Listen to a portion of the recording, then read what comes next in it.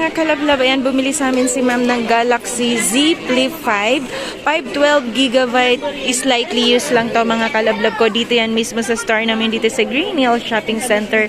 Second floor. Kada end of the month mga kalablab ko at nagre-reshuffle kami. Ito yung binili ni ma'am, si Galaxy Z Flip 5. 512GB. Nabili lang niya to dito sa amin sa halagang 45,000.